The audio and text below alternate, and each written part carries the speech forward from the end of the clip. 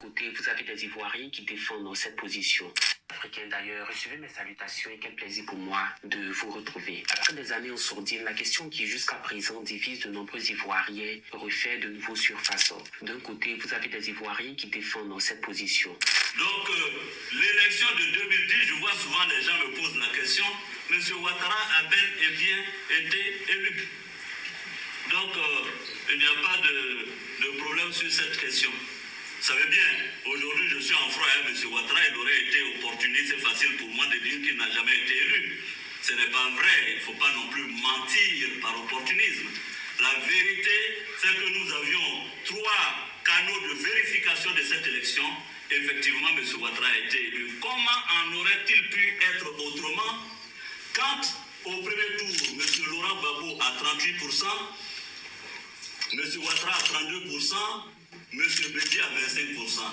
Quand M. Bédié et M. Ouattara se mettent ensemble, il ne faut pas avoir fait Harvard pour savoir que M. Ouattara ne pouvait que gagner. Et de l'autre, vous avez des Ivoiriens qui soutiennent le récit de Robert Bourgi dans ses... Bon, alors... Laurent avait gagné les élections. Attendez. Voilà, bon, excusez-moi. Excusez-moi. Bonjour à tous. Aujourd'hui, nous sommes le 30 septembre 24, excusez-moi. C'est parce que voilà, je ne suis pas très fort pour les montages là, mais il y a eu l'intervention récemment de Robert Bourgi. Robert Bourgi, qui est un avocat, porteur de mallette de la France-Afrique. C'est un témoin privilégié du système de la France-Afrique. Maintenant, ce qui se passe, c'est quoi? C'est que suite à son intervention récente, il est intervenu sur pas mal de télévision et radio là, eh bien, les frères, comme je dis souvent, les frères et sœurs qui ne sont pas toujours au fait ou qui prennent le train en marche, ils sont complètement étourdis. Alors que nous autres qui le suivons depuis fort longtemps, on dit que M. Bourgi, il ne dit rien de nouveau. Simplement, c'est intéressant qu'il le dise parce que au fond, il a dit dans cette interview-là beaucoup de choses, mais notamment le fait que le président Laurent Gbagbo, c'est lui qui a gagné les élections. Donc, c'est très, très intéressant. Maintenant, moi, quand j'ai eu son interview, j'ai vu ça, et je me suis dit, ben, tiens, j'aimerais bien voir le son de cloche des différents frères et sœurs. Donc, j'ai regardé, et puis là, je me suis dit, ça m'intéresse surtout l'intervention de Franklin Nyamsi. Voilà. Donc, ce que je vais faire, je vais vous montrer l'intervention de Nyamsi, et puis ensuite, je fais mon commentaire. Parce que c'est incroyable. Vous allez voir. Je laisse d'abord regarder l'intervention de Nyamsi. Donc, je ramène, c'est à partir de la 12e, 13e minute de son interview, de son intervention. Et puis après, je vais faire mon commentaire. Vous allez voir. C'est incroyable. Voilà. Hein? Excusez-moi. Hein? Bourgi voilà. est donc chargé de saboter l'image du président Laurent Gbagbo. Et c'est ce que ma sœur, Geneviève Bro-Grébé, a bien compris. Bourgi est donc chargé de saboter l'image du président Laurent Gbagbo. Et c'est ce que ma sœur, Geneviève Bro-Grébé, a bien compris. Parce que si Bourgi rappelle que le président Gbagbo a donné 3 millions à Chirac, c'est histoire de dire que lui aussi il a triché. Si Bourgi dit c'est Laurent Gbagbo qui a gagné, et il ajoute selon le Conseil constitutionnel, mais qu'est-ce que ça veut dire? Nous étions tous sur la terre. Le Conseil constitutionnel a dit que le président Gbagbo a gagné. Tout le monde le sait que le Conseil constitutionnel l'a dit. Oh là là, voilà, ça c'est de la pub, excusez-moi. Voilà, c'est indépendant de ma volonté encore. Bon, alors, c'est pas grave. En tous les cas, parce que je voulais vous montrer son intervention en intégralité, puis là, j'ai pas pu, mais vous pouvez retrouver, pour ceux qui sont intéressés, vous allez taper Franklin Nyamsi sur YouTube, et vous allez voir l'intégralité de son intervention concernant les interviews données par Robert Bourgi. Hein, je vous dis Robert Bourgi, qui était, le porteur des malades du système de la France-Afrique, et qui vient de sortir un livre, et qui essaie de balancer, qui vide un peu son sac. Mais il a l'habitude, hein. Peut-être pas toujours les bouquins, mais en tous les cas, pour donner des interviews en disant qu'il sait beaucoup de choses et puis qu'il est prêt. Bon, lui, il vit que de ça. Et à travers son attitude, ce monsieur, moi je vous dis, j'ai déjà parlé de lui il y a quelques temps, quand on était en pleine campagne électorale pour les élections au Sénégal. Voilà, et puis il avait essayé d'intervenir en faveur de Macky Sall en disant que oui, Ousmane Sonko n'était pas encore prêt parce qu'il n'a pas occupé de poste ministériel et tout ça. Voilà. Or aujourd'hui, quelques temps après, ça veut dire depuis le mois de mars jusqu'à maintenant, on est au mois de septembre 2024, qu'est-ce qu'il dit? Même de Bassirou, qui n'a même pas eu l'expérience présidentielle et qui maintenant campe, comment on appelle ça, le fauteuil, enfin, ou le costume. Voilà, même si je leur reproche hein, concernant la CEDEAO, voilà. Sinon, en ce qui concerne la politique sénégalaise, bon, mais là, je leur laisse du temps. Mais pour la CEDEAO, j'ai dit non, zéro. Ne vous occupez pas de ça. Bon, alors on revient à Franklin Nyamsi. En fait, Nyamsi, justement, pourquoi j'étais intéressé? Parce que je dis, bon, comme Bourgui a dit que le président Gbagbo a gagné, j'ai dit, ben tiens, les partisans de Soro, là, parce que moi j'ai toujours dit, j'ai dit, mais Soro, vous imaginez, s'il s'exprime sur la question, à savoir, qui est-ce qui a réellement gagné? Et d'ailleurs, quand je vous ai montré les premières images, vous l'avez bien vu. Et il le disait là dans une interview, je ne sais pas de quelle année ça date, mais en tout cas, il y a quoi, peut-être, ça doit être autour de 2020-2021, voilà. Eh bien, il disait que c'était toujours M. Alassane Ouattara qui a gagné, M. Guillaume Soro. Et du coup, Soro lui-même, qui est le patron, et puis tous ceux qui le suivent, hein, notamment son porte-voix, là, qui est M. Nyamsi, hein, qui est président de l'association Croche, là, et la justice française, et puis ils sont en train de régler compte avec lui en disant que voilà, il a détourné de l'argent, ou enfin bon. Mais ce que je veux dire, c'est que ce monsieur Nyamsi est très dangereux. Ah, mais vraiment, hein, il est dangereux en quoi? Il est dangereux au fait que si il dit officiellement que bon, il a fait une erreur et l'erreur est humaine par rapport à Guillaume Soro, c'est bon. Mais là, où c'est diabolique, c'est que pour lui, il est convaincu que Soro un jour sera président de la Côte d'Ivoire. Vous vous rendez compte? Du coup, avec, comment on appelle ça, le soutien qu'il puisse avoir avec pas mal d'Africains, de jeunes Africains, hein, puis des anciens aussi, qui le suivent. D'ailleurs, ce que j'ai envie de faire, c'est ça en fait. Ce que je veux faire, c'est les commentaires. Voilà, ça c'est intéressant, les commentaires. Ah oui, les commentaires. Voilà, vous allez voir. Je vais lire quelques commentaires, hein, parce que je sens que je dis, vous pouvez retrouver, hein, vous allez voir. C'est hyper intéressant, les commentaires. Bon. Eh bien, il dit quoi? En fait, il reproche à M. Yaoundé, qui était à l'époque le président du Conseil constitutionnel, qui a proclamé les résultats. En disant quoi? En disant que non, il n'a pas été assez courageux parce qu'il aurait dû, hein, comme il y a eu 7 bureaux de vote dans le Nord qui ont été, comment dire, dont on a annulé voilà, les suffrages, enfin les votes des gens là-bas, eh bien, ça remet en cause évidemment la crédibilité des élections. Mais le problème, c'est quoi? C'est que à aucun moment, Nyamsi mentionne que le président Laurent Gbagbo, quand on lui a demandé, lui en tant que candidat, en tant que protagoniste, il a dit, est-ce qu'on peut recompter? Recomptons les voix, hein? Recomptons les voix, toutes les élections en 2010, on va recompter. Mais comme le complot était déjà bien ficelé depuis très longtemps, maintenant le moment est venu, et vous savez que les Occidentaux, eux, ils sont toujours par le timing. Voilà. Parce qu'eux, ils courent après le temps. C'est-à-dire que ils font des fuites en avant, du coup, voilà. Ce qui veut dire que c'était prévu qu'on puisse mettre M. Ouattara en ce moment-là, pas après. Et ce qui fait que, voilà, il n'y a plus de négociation. Quand M. Gbagbo, à l'époque, disait on va recompter, ils ont dit non, c'est fini. Hein? Donc, l'ONU, la CEDEAO, tout le train-train, ils étaient tous prêts pour dire voilà, le moment est venu pour que tu dégages. Donc, ils ont même envoyé l'armée pour le déloger. Bon. Donc, je dis, voyez, M. Nyamsi, il est très dangereux. Ah là. Alors, les trolls, là, ils vont essayer de me répondre et tout, mais les trolls, ils sont fâchés avec la vérité. Donc, je comprends par la suite. Voilà. Parce que je dis, les partisans de Guillaume Soro qui sont contre moi, c'est normal. Voilà. Mais il y a les trolls qui ne sont pas forcément contre moi, mais par contre, qui ne veulent pas la vérité. Parce qu'ils savent que là, eux, ils n'aiment pas quand tu vas droit au but, hein, puis au sens de la vérité. Non. Et eux c'est pour neutraliser la discussion. Voilà. C'est ça, les trolls, là. Principalement. Vous voyez? Donc, ce que je suis en train de dire là, je suis dans la pure vérité en disant que Nyamsi, je ne remets pas en cause ses diplômes, évidemment. Et qui suis-je pour le faire? Hein, vous voyez ce que je veux dire? Et très souvent, c'est d'ailleurs des frères qui ne sont pas toujours à dire la vérité. Je dis, mais je ne remets pas en cause votre titre, je ne remets pas en cause le fait que vous soyez riche. Ce que je remets en cause, c'est votre intégrité morale. Voilà. Parce que le domaine dans lequel on est, c'est non négociable. Voilà, si on fait un classement, je dis, il y a beaucoup de gens, ils ne vont même pas participer avec moi, parce que, non, et puis c'est hyper important, je dis, c'est une question de domaine. Le domaine dans lequel on est, il faut avoir une intégrité morale, ce qui n'est pas le cas de Nyamsi. Le fait qu'ils soutiennent Guillaume Soro toujours, et on est en 2024, on est en septembre 2024, on va bientôt rentrer en 2025, voilà. Mais pourquoi ils soutiennent Soro? Mais parce que Soro le finance depuis toujours. Qu'on me dise le contraire, les trolls là, allez-y, écrivez-moi, dites que non, voilà. Donc, si ça c'est confirmé, on la ferme définitivement, on ne vient pas m'emmerder parce que je n'ai pas le temps à perdre. Voilà, il faut que les choses soient claires. Voyez-vous? Donc j'ai dit, Bourgui, que j'ai critiqué, hein, que je continue à critiquer, mais si je le mets avec Nyamsi, mais je le mets dans le domaine dans lequel on est, je le considère plus que Nyamsi. Pourquoi? Parce que Nyamsi, d'ailleurs, dans son intervention, qu'est-ce qu'il dit? Il dit que Bourgui, c'est une intervention de trop. Mais moi, je suis sûr que quand il dit c'est une intervention de trop, c'est parce que Bourgui a dit dans cette interview-là que le président Gbagbo, c'est lui qui a gagné. Parce qu'il n'aurait pas dit ça, je ne sais pas s'il va... Parce que ça c'est une bombe. Ah ben bien entendu. Parce que avant que Bourgui n'intervienne, qu'il écrive son bouquin, qui est-ce qu'il aurait imaginé qu'il allait sortir ça un jour? Qui?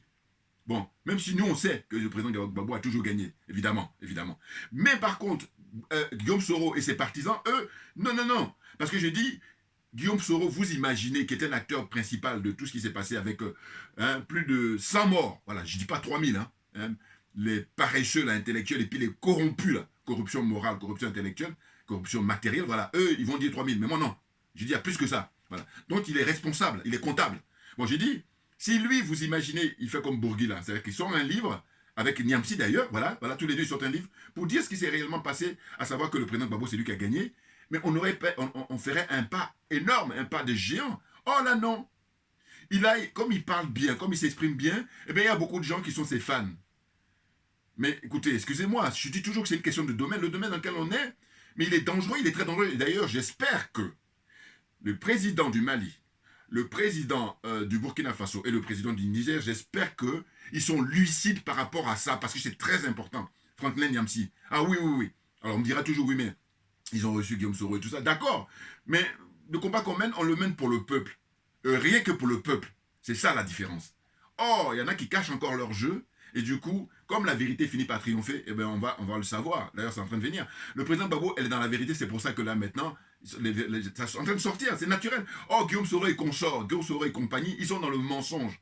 Et Niamsi, la seule, je vais vous dire, oui, je suis d'accord, mais je le redis encore, la seule fois que je suis d'accord avec lui, c'est quand il critique Paul Biya. Pourquoi? Parce que lui, il fait partie des Camerounais les plus connus, qui critiquent Paul Biya. Parce que c'est rare. Évidemment, Paul Biya a beaucoup de critiques, mais c'est des gens pas trop connus. Mais moi, je parle des gens connus. Tous les Camerounais qui sont connus, lui, il fait partie des rares qui critiquent Paul Biya. Voilà. C'est en cela qu'on est d'accord. Mais autrement, une fois qu'on a fini avec le cas de Paul Biya et qu'on vient sur le cas de Guillaume Soro, il a zéro, même si je suis gentil de dire zéro. Il a même, en fait, il est disqualifié. Voilà. Il a aucune crédibilité. Et donc, je ne comprends pas. Évidemment, parmi tous les gens qui me regardent, il y a des gens qui, évidemment, me disent que tu n'as pas besoin de longtemps justifier parce qu'on est convaincu. Par contre, il y en a plein qui... mais voilà. Et quand les pleins là, je dis, ceux qui sont malhonnêtes ne m'intéressent pas. Ah non, non, j'ai pas le temps. Voilà, parce que, bon, le cas est arrivé. Notamment les trolls. Vous voyez? Je dis, mais je vous donne les arguments là, en disant que cette interview de Bourgui, mais Bourgui a dit beaucoup de choses.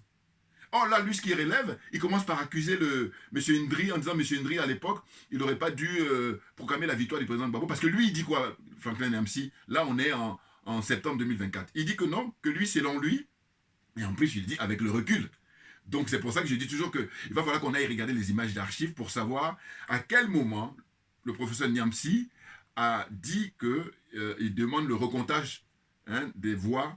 Enfin, non, il dit qu'on recommence les élections. Voilà, il ne va pas parler de recomptage. Le recomptage, c'est le président Gbagbo. Mais lui, il dit qu'il aurait souhaité que cette élection-là, on annule. On annule, s'agissant du deuxième tour.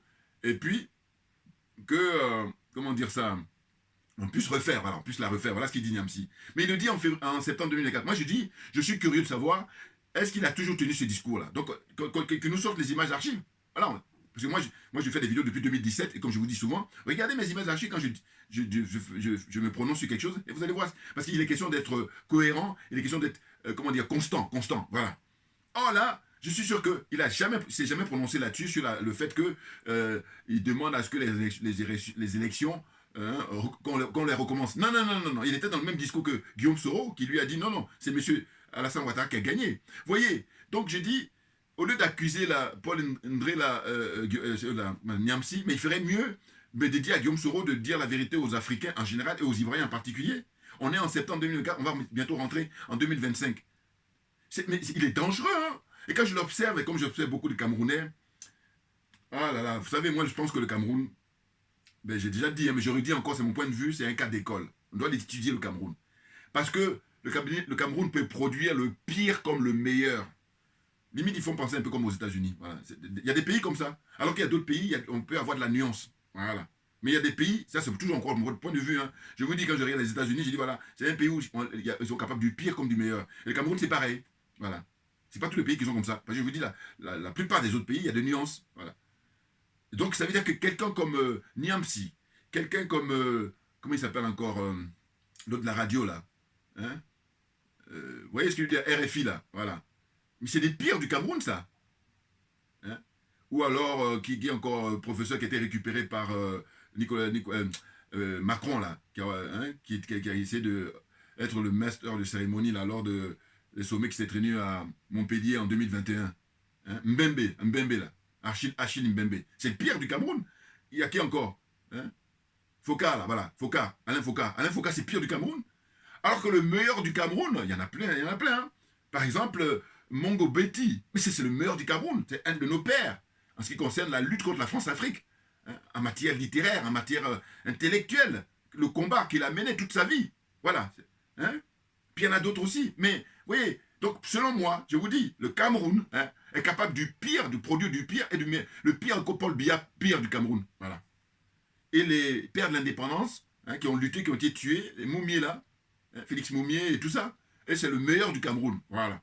Donc, dites dans les commentaires ce que vous en pensez. Hein. Le Cameroun, je dis, il me fait penser un peu aux États-Unis, où c'est des pays comme ça, hein, il y en a quelques-uns, hein, voilà. Il n'y a pas de milieu, voilà, soit c'est pire, voilà. Ça peut venir après, mais en tout cas, tout le règne de Paul Biya, eh ben on est surtout dans cette situation-là. Ah oui, les Camerounais, voilà. Il faut penser, quand je les observe, je dis, mais non, mais soit ils sont pires, soit ils sont meilleurs. Donc Niampsi, c'est pire, parce que regardez, il continue la gymnastique. Alors, je disais que je vais lire, attendez, je vais lire quand même les commentaires, pour vous dire qu'il y a des gens qui pourtant ont beaucoup d'estime pour lui, hein, mais là, pour cette vidéo-là, sur son intervention pour critiquer Bourgui, là, ils ont dit non, arrête un peu. Il y a un monsieur, voilà, il y a quelqu'un là, qui a marqué « Bonjour, je regrette de savoir qu'étant professeur, vous naviguiez hors sujet à propos des propos de Bourgi. C'est dommage de vouloir dédouaner Soro, qui pourtant prétend défendre la démocratie. Votre intervention fait preuve de mauvaise foi, tout simplement. La question qu'on pouvons poser, bon, il a écrit rapidement, hein, c'est de savoir qui a gagné les élections et rien de plus. Qui est habilité à proclamer les résultats? Évidemment que c'est le Conseil constitutionnel. Donc Gbagbo les a bel et bien gagnés. Arrêtez de vouloir nous distraire, ça ne marchera pas. Voilà, le monsieur, voilà ce qu'il a dit. Alors ensuite, qu'est-ce qu'il y a encore? Il y en a qui disent merci. Bon, évidemment, il a ses fans. Hein. Merci infiniment. Voilà. Voilà, il y a un qui a marqué « Votre commentaire marque une ignorance de la vie politique. Taisez-vous et prenez un stylo pour apprendre au professeur. » Ah oui, non, ça doit être quelqu'un qui reprend. Bon, alors, on va y aller. Parfois, en éveillant nos consciences, ils oublient que c'est devenu très difficile de nous endormir. Bon, voilà, là, c'est les commentaires. Non, en tout cas, je ne vais pas tout lire, évidemment, parce que je n'ai pas le temps, et puis surtout, vous n'avez pas... Mais allez-y, regardez les commentaires, vous allez voir. C'est intéressant, les commentaires. Pourquoi? Parce que vous allez voir qu'il y a des gens qui, pourtant, aiment bien ce qu'il fait pour éclairer leur lanterne. Hein. Bon, en tout cas. Mais, en ce qui concerne le cas de Guillaume Soro, mais ils disent, mais c'est un menteur, et puis c'est un démago, et puis il est dangereux. Voilà, le prof est pro-Soro. Voilà, puis il y en a même qui a mis un smiley, il rigolait par rapport à ça. Ben oui. Il y a un qui a mis Franklin est hors sujet, mais il le fait exprès parce que ça met Soro à mal. Voilà, hein, il veut nous convaincre que ça met aussi Gbagbo à mal. C'est pas vrai, c'est faux. Voilà, le monsieur a dit ça, voilà, c'est faux, c'est faux. Hein, qu'est-ce qu'il y a encore comme commentaire? Alors, il y a un qui a mis monsieur, franchement, le professeur fait du surplace, oubliant. Nous, on connaît bien son couloir politique. La vraie question qui a gagné les élections. Voilà, c'est récurrent, ça revient. Hein? Il y a un qui a mis, professeur, laisse tomber. Tu es clair, simplement, tu protèges ton chef rebelle Soro. Voilà. Vous voyez, c'est clair. Donc, et c'est en cela que je dis qu'il est dangereux. Mais bien entendu. Mais parce que, attendez, monsieur Bourgi, là, l'avocat libanais d'origine et qui est, comment dire ça, un peu dans la filiation de Jacques Foccart. Bon. Hein, il explique lui-même que son père était un proche de Foccart. Donc, il dit que Jacques Chirac lui a demandé à l'époque de venir remplacer, enfin de venir jouer le rôle que son père a pu jouer à l'époque quand Foccart était encore à la manœuvre pour faire assassiner, hein, déstabiliser tous les pays africains. Hein, voilà, c'est ça. Donc Foccart, enfin comment il s'appelle? Bourgi, Robert Bourgi, il joue ce rôle-là. Voilà, il est né en 46, donc maintenant là, il a quel âge? 46, il a 78 ans, hein, si je ne me trompe pas. Bon. Eh bien, le monsieur démagogue qui s'en est mis plein la fouille, parce que quand il transportait les mallettes, eh bien, je vais vous dire les chiffres. Ah, mais c'est terrible. C'est terrible, et c'est dans cela que je dis, bon, voilà. Ceux qui soutiennent les dictateurs africains, il y a un truc que je ne supporte pas, moi, c'est qu'ils vont continuer à les défendre en disant quoi? En disant, oui, mais il faut les comprendre. Mais on n'a pas à les comprendre, ils dégagent, c'est tout. Est-ce qu'ils sont obligés de rester là? Il y a beaucoup de patriotes qui doivent prendre la place, c'est tout. Ça me tue, hein. Il y a des frères et sœurs qui, parce qu'ils soutiennent, ils disent, oui, mais vous savez, il faut les comprendre. Mais on n'a pas à les comprendre. En fait, le pays appartient à tout le monde. Comme je dis souvent, je dis, mais la Côte d'Ivoire appartient à tous les Ivoiriens, le Togo appartient à tous les Togolais, le Cameroun appartient à tous les Camerounais, ainsi de suite. Hein? Le Bénin appartient à tous les Béninois, ainsi de suite. Le Tchad appartient à tous les Tchadiens. Donc, c'est de dire quoi? Si tu es patriote, c'est toi qui es amène à venir diriger le pays, parce que les patriotes, tu vas défendre les couleurs du pays. Tu es prêt même à mourir pour le pays. Alors que ceux qui ne sont pas patriotes, ils sont là juste pour... comment dire ça, la cupidité, ils sont là juste pour satisfaire aux besoins des forces exogènes. Ils sont des espions, ils sont même des mercenaires, clairement. Oh là, Franklin Nyapsi, sous prétexte qu'il est docteur comment dire ça, en philosophie, il endort les gens en permanence. Et puis, alors, ce qui me déçoit le plus, il y a des frères dont je ne dirai pas le nom, ils vont se reconnaître eux-mêmes, hein, pour qui j'aime, pourtant j'aime bien, hein, que ce soit des femmes ou des hommes, eh bien, ils ont un faible pour lui simplement parce que justement, il a ce titre-là. Mais non, mais moi, non, dans la vie, quelqu'un qui est, même avec sans CEP, c'est-à-dire certificat d'études primaires, mais qui est honnête, je le privilégie que Nyapsi. Parce que Nyapsi est dangereux. Regardez. Mais j'ai dit, je me répète, vous le savez très bien, si Guillaume Soro parle, qu'il vide son sac, comme a fait Bourgui, encore que Bourgui n'a pas tout vidé, mais le peu, là, déjà, le fait qu'il ait dit que le président Gbagbo a gagné, mais on a avancé. Vous voyez, nous on le savait déjà, mais je dis ça permet justement à tous ceux, je pense à ma soeur, comment dire, la Camerounaise, là, hein, elle c'est du bon Cameroun, ça aussi. Hein, la jeune femme là qui fait le truc des business et tout ça, voilà. Parce qu'elle est sincère, je la sens plus sincère qu'un autre que je trouve mauvais Camerounais là. Vous voyez, je parle d'un peu, ça me fatigue parce que. Mais je veux dire, voilà, hein, Cameroun, il est capable de produire des meilleurs, le pire, il n'y a pas de milieu. Peut-être que ça va changer, mais en tous les cas, pour l'instant, là, quand je les observe, c'est à ça qu'ils me font penser. Bon, donc pour revenir au débat, j'ai dit, bon, ce que dit, comment dire ça, Robert Bourgui, il y a beaucoup de choses qu'il ne nous dit pas, évidemment, évidemment. Bon. Mais là, naturellement, il faut comprendre que c'est le système qui l'a poussé maintenant à ce qu'il puisse s'exprimer. Parce que, évidemment, il y a des gens qui ont voulu sortir des bouquins dont on a dit non, non, non, non. Pensez à l'ancien ambassadeur de France au Niger. Voilà, il avait envie d'écrire pour vider son sac, on dit non, non. Donc, Robert Bourgui, hein, lui, franc-maçon, hein, de première classe, voilà. Donc, c'est clair, hein. Ils sont tous, hein, ils le sont tous, mais il y a une question de grade aussi, voilà.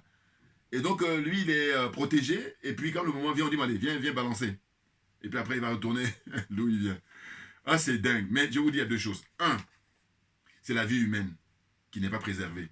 Donc, le nombre de morts, hein, dont est responsable le système de la France-Afrique depuis des décennies. Et moi, je dis, à un moment ou à un autre, ces gens doivent être jugés. À un moment ou à un autre, sinon c'est trop facile. Et pour la mémoire, hein, de ces innocents, pour la mémoire de ces gens sacrifiés, de ces martyrs, voilà, pour leur mémoire, il faut que ces gens soient jugés à un moment ou à un autre. Ça, c'est le premier point. Deuxième point, c'est sur le plan matériel, c'est le plan financier. Or, vous savez très bien qu'en Afrique, comme ailleurs, mais en tout cas particulièrement en Afrique, les gens ont besoin d'argent pour se nourrir d'abord, pour se soigner ensuite, et pour s'éduquer après. Trois choses là, les plus importantes dans l'existence humaine. Excusez-moi. Bon, ça donne quoi? Ça donne que, donc je disais, l'intervention de Franklin Nyapsi concernant les sorties de Robert Bourgui. Il dit qu'il a souhaité l'annulation des élections en 2010 au lieu de proclamer la victoire des candidats. Voilà. En fait, voilà, comme je disais tout à l'heure, hein, bon, ça, ce sont mes notes que j'avais prises, quand j'ai regardé son intervention, hein, il s'en prend à l'ancien président du Conseil constitutionnel de Côte d'Ivoire, M. Yaoundé. Et par contre, il ne parle pas de Bakayoko qui lui a proclamé la victoire de Ouattara. Mais je vais vous dire, comme je dis souvent, je dis bon voilà, que M. Ouattara fasse ce qu'il a à faire, que M. Paul Biya fasse ce qu'il a à faire, que M. Talon fasse ce qu'il a à faire, c'est une chose. Mais c'est ceux qui les soutiennent. Donc je vais en venir là à ceux qui soutiennent Nyapsi. De dire, mais écoutez, vous pouvez le soutenir, mais si on est dans le cas de Guillaume Soro, vous lui donnez zéro. Oh, ils ne vont pas vouloir. Ils sont malhonnêtes. Et moi, quand ils sont malhonnêtes, je prends mes distances, mais très vite, très vite. Ah mais non, parce que je dis, mais moi, ma religion, c'est la vérité, donc pensez bien. On ne peut pas aller ensemble. Hein. Le mensonge et la vérité sont opposés. Voilà. Naturellement. Hein. Donc je dis, hein, moi, ma religion, c'est la vérité et la justice. Et comme je suis dans l'esprit de la Mahat, je dis, la solidarité, et c'est sous-entendu, naturellement. Ah là là là là. Là, ensuite, voilà. Donc, pour les chiffres, on nous dit quoi? On nous dit que, pendant le président Houphouët-Boigny, Félix Houphouët-Boigny, premier président de Côte d'Ivoire, lui, il aurait versé à l'époque 10 millions de francs français de 1981 à 1986 pour le compte du RPR, le parti de Jacques Chirac. Écoutez bien, hein, 10 millions de francs français de l'époque. Bon. Mais il se trouve que le président Houphouët-Boigny, il a commencé à faire de la politique, en tout cas il y a longtemps, mais en tout cas président, hein, de Côte d'Ivoire aux pseudo-indépendances, on va dire le 7 août 1960. Bon. Mais de 1960 jusqu'en 1993, jusqu'à ce qu'il meure, mais il faut imaginer, lui, l'argent qu'il a pu donner à toute la classe politique française. Oui, parce que là, il faut savoir. Là, je dis tout le monde rentre en psychiatrie. Parce que, non mais attendez, excusez-moi, moi je ne suis pas un spécialiste de la psychiatrie, mais par contre je dis, il y a beaucoup de gens qui doivent être soignés. Hein. En apparence, ils font le malin, mais là, il faut être soigné. Attendez, comment expliquer que des pays pauvres donnent l'argent à des... C'est un peu comme un pauvre, hein, quelqu'un qui fait de la manche dans la rue et il donne de l'argent à quelqu'un qui paye impôt sur les grandes fortunes. C'est quelqu'un qui a de l'argent. Ça n'a pas de sens. Et pourtant, on est dans cette situation-là. Des pays africains qui continuent aujourd'hui, même au XXIe siècle, à donner de l'argent à la France. Et c'est pour ça, alors j'ai toujours dit, je dis que les bases militaires françaises en Afrique ne sont là-bas que pour prendre en otage le peuple ivoirien, le peuple africain, excusez-moi, j'en bats fou. Mais parce que, je l'ai souvent dit, si vous voyez mes anciennes vidéos, voilà, pour moi les choses sont claires. Toutes les bases militaires françaises, les bases militaires en général étrangères en Afrique, mais particulièrement françaises, sont là-bas que pour prendre en otage le peuple. Voilà, les choses sont bien claires. Et ensuite, on nous dit Blaise Compaoré a donné 3 millions de dollars. On est content de là avec Blaise Compaoré, il est resté 27 ans au pouvoir au Burkina Faso. Lui, il a donné 3 millions de dollars à Chirac dans des djembés. Dans des djembés. C'est-à-dire les tam-tams, là. Ils l'ont mis là-dedans pour détourner, évidemment, l'attention des douaniers. 3 millions de dollars. Mais vous vous rendez compte? Mais 3 millions de dollars à l'époque, quand il était au pouvoir, là. Mais ça aurait beaucoup servir le pays, servir les citoyens, servir le peuple. 3 millions de dollars. Ah là là. Vous voyez, et puis après, quand on voit que les gens continuent à le soutenir, je ne comprends pas, moi, voilà. Ensuite, Oumar Bongo, lui, donnait 50 000 € par mois à Robert Bourgui, plus les extras, c'est-à-dire les avantages, les cadeaux, tout ça. Donc Bourgui, lui, il recevait de Bongo, le père Bongo, Oumar Bongo, 50 000 € tous les mois. Et quand on lui a posé la question sur la question, qu'est-ce qu'il a dit? Il a dit, oui, mais vous savez, moi, ce que je touche là, c'est rien du tout, à côté des cabinets de conseil. Voilà, là, il fait pour embrouiller les gens. Non, parce que cabinet de conseil, attends, écoute, eux, ils ont, comment dire ça, une mission qui est définie avec leur carte de visite. Mais toi, quelle est ta carte de visite? Voilà. Dis-moi, quelle est ta carte de visite? Non, tu es dans la marmaille. Voilà. Donc, comme tu es dans la marmaille, ben, ça fait trop ce que tu touches. Voilà. Et puis les menteurs, il est... Oh là là, mais... Je vous dis, quand je l'écoute, comment on appelle, Bourgui, là, je dis, mais c'est l'être humain. Des gens que vous connaissez, que vous côtoyez, on le retrouve dans des Bourgui. Voilà. Et moi, c'est des gens, je m'éloigne d'eux, mais très très vite. Ah non, parce que je dis, qui se ressemble, ça semble, voilà. Là, les choses sont claires, voilà. Ah mais oui, non. Non, faut pas perdre son temps avec des gens, tu sais que tu te ressembles pas. Sinon tu perds ton temps, tu perds ton énergie. Et moi, ça m'intéresse pas, j'ai pas le temps. Oh. Alors, on avance. Donc, pareil, le fils Bongo, bon, lui, il a pas voulu faire comme son père, et c'est pour ça qu'ils l'ont neutralisé, voilà, j'ose dire. Parce que je dis que, je le répète, je l'ai déjà dit dans le passé, j'ai dit, le AVC qu'a eu Ali Bongo, ils l'ont mis, le AVC. Et ça, c'est dans une moindre mesure, sinon il aurait neutralisé, c'est-à-dire l'assassiné, c'est tout. Parce qu'à un moment donné, il a commencé à dire non à la France-Afrique. Voilà, ils n'aiment pas ça. Voilà, parce que tu es un esclave, tu dois le rester jusqu'à la fin de tes jours. Voilà le fonctionnement du système de la France-Afrique. Bon. Ensuite, Bourgui dit quoi? Il dit que, donc voilà, il a reconnu que Oumar Bongo était de très loin le plus grand donateur de la France-Afrique, de son vivant. Voilà. Et justement, pourquoi on a neutralisé Ali Bongo? Mais parce que lui, il n'a pas voulu faire comme son père. En tout cas, il a commencé au début, et puis après, voilà, il a dit non, ça fait trop. Il a dit non, donc ils ont neutralisé le pauvre. Bon. Il dit que Bongo le considérait comme son fils, voilà. Là, ça m'agace quand il dit ça. Et il lui disait, c'est pas faux, mais moi ça m'énerve, qu'il était son aigle blanc. Voilà. Il dit que Bongo disait de lui qu'il était son aigle blanc. Non, il était très content, justement. Attendez, vous vous rendez compte? À l'époque, Oumar Bongo lui donnait chaque mois, au minimum, 50 000 € chaque mois. Il y a 12 mois dans l'année, plus les avantages. C'est-à-dire des grosses voitures qu'il lui offrait aussi. C'est pas des petites voitures, non, des grosses. Donc c'est le paradis sur terre pour lui, la Bourgui, là. Ah là, le fait de côtoyer les dirigeants africains. Et puis quand ça le prend, le système lui dit, va les allumer. Et puis il commence maintenant à les dénoncer. Ces genres de personnages, je ne supporte pas. Ah oui. Non, parce que, vous voyez bien, l'attitude qu'il a, il veut qu'on le plaigne alors qu'il n'a pas à plaindre. C'est une pourriture humaine, ce monsieur. Ah, excusez-moi. Ah non, mais franchement, il n'est pas le seul, malheureusement. Malheureusement, il n'est pas le seul. Je vous dis, autour de vous, regardez bien, mais il faut bien observer par contre. Oui. C'est l'être humain, voilà. Il y a de tout, Ah, mais non, c'est malheureux, mais c'est dingue. Bon.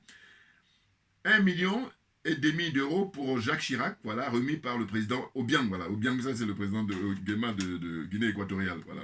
1 million d'euros. 1,5 million, voilà. 1,5 million d'euros à l'époque, donc Jacques Chirac, toujours, il a reçu, voilà.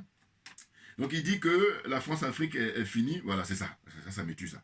En 2024, quand la journaliste lui pose des questions, les journalistes lui demandent, selon vous, est-ce que la France-Afrique est terminée? Il dit non, c'est terminé. Eh bien, je vous dis, ça me fait penser à quoi? Ça me fait penser au fait que je dis, voilà, dans la vie, quand quelqu'un fait une erreur, et comme on sait que l'erreur est humaine, et qu'il s'excuse et qu'il reconnaît, eh bien, ça veut dire qu'il normalement, hein, il est amené à ne pas recommencer. Or là, à partir du moment où la personne ne veut pas s'excuser, mais ça va continuer. Et donc, c'est ça que ça me sert à quoi? C'est-à-dire que la France-Afrique, de son vivant jusqu'à sa mort, elle va continuer à fonctionner, parce que c'est la France-Afrique qui fait exister la France, comme elle brille au monde, depuis toujours. Ah oui, hein? Il faudrait qu'on soit d'accord. C'est pour ça que ces gens-là, comme Bourgui, jusqu'à sa mort, il ne peut pas concevoir que la France-Afrique n'existe pas. C'est pas possible. Parce que même à la limite, quand lui va mourir, il va partir, il va même confier le relais à son fils. Parce que lui, il a pris le relais de son père, là. Hein? L'héritage de son père. Bon, voilà, donc c'est les gens de leur vie, de leur existence. Voilà, la France-Afrique doit. Voilà. Parce que la France-Afrique, pour qu'elle prenne fin, elle est en train de prendre fin au Mali, au Burkina et au Niger. Ces 3 pays-là, c'est tout. Voilà. Et heureusement. Hein? Parce que je dis, un préalable. D'abord, dégager toutes les bases militaires françaises. Hein? Premier point. Puis deuxième point, mettre fin au franc CFA. Voilà. Ces 2 éléments-là, quand ils seront définitivement clôturés, voilà. Là, maintenant, on va venir à table pour se demander, est-ce que la France-Afrique a pris fin ou pas. Voilà. Sinon, tant que ces 2 éléments-là ne sont pas encore supprimés, non, faut arrêter de nous divertir, de nous perdre notre temps. Voilà, on avance. Donc, lui, il dit ça, voilà, menteur qu'il est. Moi j'ai mis, hein, quelle foutaise, quelle insulte à l'intelligence du peuple africain, voilà, de dire que la France-Afrique est finie. Donc son ouvrage s'appelle « Ils savent que je sais tout ». Voilà, ça c'est le titre de son ouvrage. Il dit que les cabinets de conseil, voilà, c'est ça, ils touchent plus, donc lui, en fait, il ne faut pas lui reprocher de beaucoup toucher. Alors la suite, financement de la vie politique française, le financement de la France-Afrique. Hormis les pays africains de la zone franc CFA, quel pays au monde où des hommes et des femmes politiques financent la vie politique occidentale en général et en particulier la vie politique française? Moi, je n'en connais pas. Voilà. Je dis, je n'en connais pas. Hormis cette zone-là, bon, justement, c'est par définition, hein, justement, le système de la France-Afrique. Voilà. Ça a été conçu par le général de Gaulle et ses collaborateurs pour nourrir la France, en général, et surtout la vie politique française. Voilà. Et que je te donne des mallettes d'argent à des Bourgui là, pour aller donner tantôt à Sarkozy, tantôt à Jacques Chirac, Dominique de Villepin, et tous, Marine Le Pen, qui encore, aucun, hein, de la vie politique française n'a pas reçu de valise. Aucun. Eux tous, de la gauche à la droite, du centre, extrême gauche, tout le monde a bénéficié de l'argent africain. Voilà. Mais le pire, regardez comment c'est chiffré. On aurait pu dire, même quel que soit le montant, déjà c'est indécent. Voilà, quel que soit le montant. Oui. Mais quand on nous dit que c'est des 3 millions de dollars, et encore une fois, on nous donne ce qu'on veut nous donner, hein, donc il faut toujours imaginer ce qu'on ne sait pas. Vous vous rendez compte? Puis il y a des zozos là qui sont ici, c'est pour ça que je dis, bon, asseyez-vous, comme je n'ai pas le temps, je suis gentil, donc tu t'assois, tu la fermes définitivement parce que j'ai beaucoup de choses à te dire. Tu prends des notes, c'est tout ce que tu as à faire. Voilà, tu n'as pas mon temps. Voilà. Non, parce que, oui, y a les étrangers qui viennent bouffer le pain des Français, ou qu'est-ce qu'il y a encore, les Africains. Et puis là, vous voyez, l'actualité, rapidement, je fais un peu de digression, là, comme dit. En fait, comme d'habitude, ils remettent là, ils font du réchauffé tout le temps, mais comme les Français, je vous dis, ils sont largués, eh bien, ils sont en train de dire, oui, avec le gouvernement de, comment il s'appelle, le nouveau Premier ministre là, bon, hein, eh bien, l'histoire d'immigration, constamment ça revient. Mais par contre, ce qu'ils s'égarent de dire, c'est de dire, mais vous savez que c'est grâce à l'Afrique qu'on fait le malin là. Hein? Non, ils n'ont pas à le dire, mais sinon ils se mettent à poil. Maintenant, j'ai dit, comment on a l'heure d'Internet, comment on a l'heure des réseaux sociaux, mais c'est une circonstance aggravante pour nous. Sauf ceux qui ne savent pas lire, et encore, et encore. Voilà. Mais sinon, tous les individus là, aucune excuse, aucune. Voilà. Donc je dis, va faire autre chose. Voilà. Sinon, si tu veux rester dans le domaine où on est là, tu la fermes, parce que tu vois, j'aime pas qu'on perde mon temps, voilà. Parce que moi, les domaines où je me connais pas, je croise les mails, puis je prends des notes, voilà. Donc c'est pour ça que j'insiste là-dessus à chaque fois. Bien entendu. Non, parce que faut arrêter de perdre le temps des gens. Voilà. Donc la suite. Bourgui, il faut savoir que c'est pas nouveau, hein. Il avait déjà fait des révélations en 2011. Hein? En 2011 sur RFI, non, en 2002, excusez-moi, en 2002 plutôt. En 2002 sur RFI, hein, il rappelle que 5 chefs d'État africains ont versé 10 millions de dollars pour le compte de Chirac. En 2002, hein, c'était pour la campagne électorale. Voyez-vous? Donc, il dit Abdoulaye Wade, Blaise Compaoré, Laurent Gbagbo, Denis Sassou Nguesso et Omar Bongo, voilà. Eux, ils ont versé 10 millions, et c'est le minimum, hein, parce qu'ils ont plus. Oui, je dis toujours, ils nous donnent ce qu'ils veulent nous donner, mais ça, il faut le prendre au minimum. Ils ont dû donner plus, évidemment. 10 millions de dollars. Vous vous rendez compte, 10 millions de dollars? Enfin, à l'époque, M. Bourgui battait campagne, voilà, c'est ce que j'ai mis pour Nicolas Sarkozy, voilà. Hein, il était du côté de Sarkozy pour lutter contre Jacques Chirac et tout ça. Bon. Donc, le 11 septembre 2002, le professeur Mamadou Koulibaly, voilà, ça c'est mon chouchou en Côte d'Ivoire. Je dis c'est l'homme politique de référence, voilà. Mais comme les Ivoiriens, là aussi pareil, ils ne sont pas avancés, eh ben ils ne vont pas écouter ce monsieur-là, alors que c'est celui qu'il nous faut. J'ai toujours dit, je fais encore un rappel, j'ai dit moi, dans mes rêves, enfin en tout cas, l'idéal pour moi, ça soit que les militaires patriotes prennent le pouvoir en Côte d'Ivoire, c'est-à-dire on est le scénario du Mali, voilà. Les militaires patriotes, j'insiste sur le patriotisme parce que ceux qui ne sont pas patriotes comme au Gabon, là, c'est pas un patriote, hein. Non, non, non. C'est un homme d'affaires qui a beaucoup d'argent là-bas. Il a investi aux États-Unis, bon voilà. Donc c'est un corrompu de première classe, voilà, celui qui est au pouvoir actuellement au Gabon. Bon. Donc c'est pas des gens comme ça dont je parle. Je parle des militaires comme au Mali, comme au Burkina et comme au Niger, voilà. Eux, ils prennent le pouvoir en Côte d'Ivoire. Et puis on prend le professeur Mamadou Koulibaly comme premier ministre, voilà. Ça va être un peu comme, vous savez, au Mali, c'est qui? Eh bien, un ancien, hein, Choguel Maïga, voilà, qui est là, qui fait des rappels. Voilà, quand il intervient, voilà, il balance en permanence parce qu'il a l'expérience. Et puis, il est intègre. Voilà, c'est ça qui m'intéresse, moi. Donc, je fais toujours ce parallèle-là pour la Côte d'Ivoire. Je dis, j'aimerais bien que ça se passe comme ça. Voilà. Mais bon, chacun fait former ses vœux. Hein. Voilà. Donc, le professeur Mamadou Koulibaly, regardez ce qu'il disait à l'époque. Le 11 septembre 2002, le professeur Mamadou Koulibaly a affirmé à l'agence France Presse que 3 millions d'euros ont été transférés d'Abidjan à Paris, hein, pour financer la campagne électorale de Jacques Chirac. Donc, les 3 millions sont en faveur de Chirac. Mamadou Koulibaly s'est opposé contre la donation d'un pays pauvre à un pays riche. Robert Bourgui lui a répondu qu'on est généreux quand on veut faire de la politique. Voilà. Regardez la réponse qu'il donne. C'est dingue. Mais je reviendrai là-dessus parce que j'ai essayé d'imprimer des articles là. Hein, parce que là, comme je sais que ça commence à faire long, mais je reviendrai là-dessus parce que c'est hyper intéressant. Et puis, il y a un autre article qu'ils avaient imprimé. Il disait quoi? Il disait que l'affaire Bourgui, le ras-le-bol des avocats africains. Voilà. En gros, là, hein, c'est ça. Vous pouvez, là aussi, pareil, vous allez vous tirer sur Internet et vous allez pouvoir lire. Parce qu'il y a des associations des avocats africains, qu'est-ce qu'ils disent en gros? Ils disent Angola Gate, dossier Elf, Bourgui. Pourquoi les avocats africains de l'Hexagone sont-ils exclus des grands dossiers de la justice française où l'honneur de l'Afrique est en jeu? Voilà. En gros, eux, ils disent que on ne leur fait pas confiance alors que eux, ils sont africains, ils sont avocats inscrits au barreau en France. Hein, dans les différents barreaux à Paris et puis je ne sais où encore, et Paris et sa région, et puis aussi en province, et bien quand il y a les affaires africaines, ils aimeraient bien venir pour être... jamais on les choisit, jamais. Bon, ils sont un peu frustrés, les pauvres. Et là aussi, on en revient. Vous vous rendez compte, au moins eux, c'est des enfants du pays, c'est des enfants du continent. Oh là, l'argent tourne, hein, il reste en Occident, reste en France en particulier. Et on est perdant du début à la fin, voilà, c'est ça. Comprenne qui veut, comprenne qui peut. Je reviendrai là-dessus. Voyez-vous? Donc là, la réponse de Bourgui au professeur Mamadou Koulibaly, qui à l'époque, parce que justement dans le cas du président Gbagbo, c'est pour ça que je dis souvent que le président Gbagbo, c'est quelqu'un qui est l'homme politique par excellence. Simplement, le reproche que je continue toujours à maintenir, je dis que il ne sait pas s'entourer. C'est terrible, hein? Eh oui, c'est ça, son problème. Et donc, du coup, alors que s'il savait s'entourer, mais on est dans l'excellence. Bien entendu. Puisque c'est un homme politique par définition. Les autres ne sont pas des hommes politiques, hein. Il y en a très peu.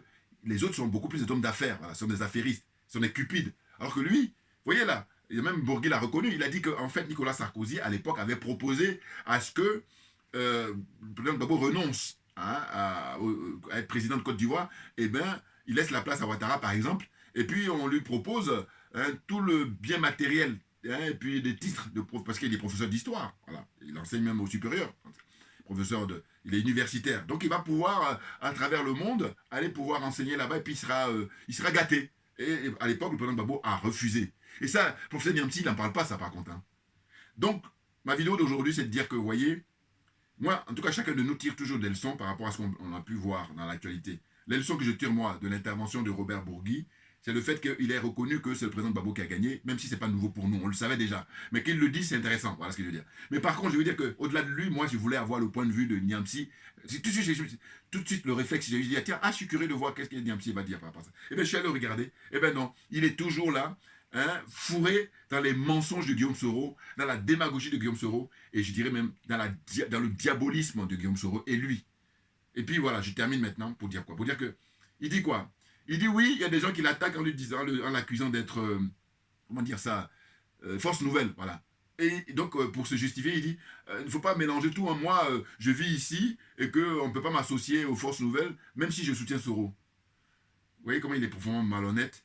où je le chope, c'est quoi moi? Mais je le chope depuis le début, hein, je vous dis. Je vous dis, si il fait un mea culpa par rapport à Guillaume Soro, voilà, je ne vais plus parler négatif de lui. Parce qu'il est brillant, certes. Mais où il est malhonnête et il est dangereux, c'est le fait que Soro a du sang sur les mains et puis il continue à le soutenir. Donc vous vous rendez compte?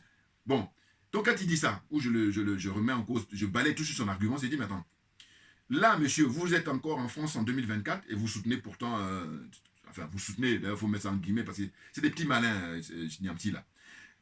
Les présidents de l'AES, Dieu seul sait avec toutes les vidéos que vous faites au quotidien. Il fait même plus de vidéos que moi, hein. Voilà. Bon, il est plus suivi que moi. Hein. Bon, tant, j'avais failli dire tant mieux, mais ce que je veux dire, c'est que ceux qui le suivent et puis qui n'essaient pas de faire preuve d'honnêteté, j'ai dit, bon, c'est tant pis pour vous, et puis c'est votre problème, donc chacun fait ce qu'il veut. Mais moi, j'ai dit, il ne faut pas se poursuivre. Quand bien même il parle bien. Moi, j'ai dit, je veux m'intéresser à quelqu'un qui n'a même pas un diplôme, mais qui est honnête, je le privilégie, je le choisis, plutôt que Niamsi qui a des diplômes, mais qui est malhonnête, qui est profondément malhonnête, il est dangereux.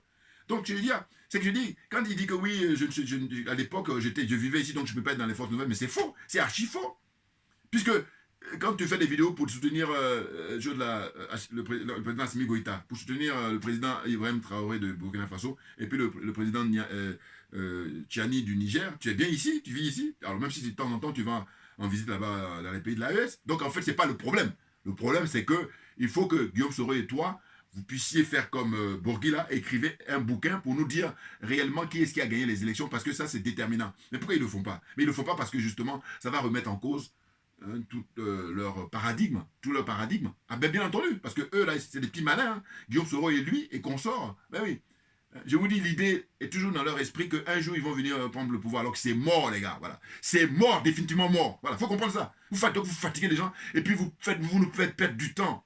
Donc je termine là en disant que les présidents de l'AES, le colonel Assimi Goïta, le président Ibrahim Traoré et puis le général Tchiani, s'il vous plaît, soyez très vigilants vis-à-vis de quelqu'un comme Franklin Niamsi parce qu'il est dangereux. Mais non, mais c'est pas possible. Enfin bon, bref, chacun fait comme il veut. Et toujours est-il que je vous dis la vérité finit toujours par triompher. Voilà. Merci à vous tous pour votre attention et puis à très bientôt. On ne lâche rien, hein, et parce que c'est nous qui avons raison. Merci bien.